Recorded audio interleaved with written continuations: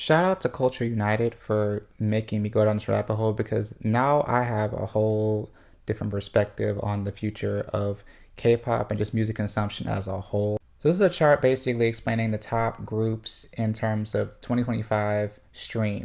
The five being BTS, Blackpink, Stray Kids, Twice, and Huntrix slash K-pop Demon Hunter, which makes sense. Now keep this in mind. If this chart is showing the 45% of streams for these groups that I just named being the people who control nearly half of the entire streaming landscape of K-pop. That's a lot. And then we don't have to even talk about how if you go into the outer top 20, how most of them be controlled by Hive groups, the Hive that is in control of BTS. Then to find out when he recommended this Trapital podcast that it's only 2% of global streams.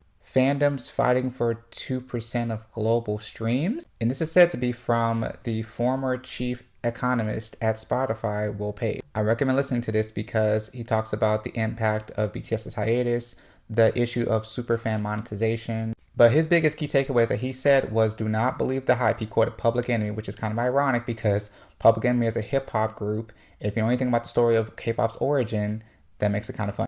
But yes, 2% of streams and shrinking. And he talks about how K-pop Demon Hunters and BTS, they rose, but it wasn't lifting any of the others. And I was highly concentrated around the few, not the many. And some of the cost of the superfan strategy versus the downturn in the economy with consumers having all these other things being inflated to purchasing albums and buying concert tickets. This mass manipulation of the system and fan strategy where you have so-and-so charts as your page and you explain all these different things about how much you have to stream this song, stream this new comeback, stream this and do that. When some of the biggest names in the entire game, their monthly listeners is not the same as the actual top 10. Now, Michael Jackson, he just arrived here via the movie, but still, that still applies. These are the ones with over 100 million plus monthly listeners and so on and so forth. And again, we're talking about strategies that remind me of when Army in 2017, when it came to getting the Social Artist Award, the strategy to getting that award,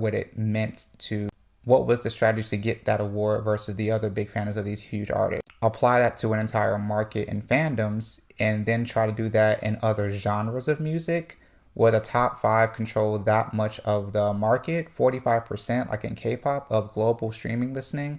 That's scary. This is why when Hitman Bang was talking and some of his conferences about the idea of the K-pop market and how it's placed versus the other countries and the other markets, I knew his game wasn't about the big three in Korea. What Kendrick Lamar say, F the big three, it's just big me. He was trying to be like these three, the UMG, Sony Music, Warner Music, who control 70% of global music. These are the actual big dogs. And I don't think that was just going to happen, honestly. When you look at the stats for the 2%, out of that 2% of global listening, the 45% are these five artists. But if you look at the extra 20, the top 20, that's a lot of Hybe artists there. So that means that Hybe specifically, who are with BTS and LE SSERAFIM and so own 70% of K-pop listening plus, and that's out of the 2% of global music listening.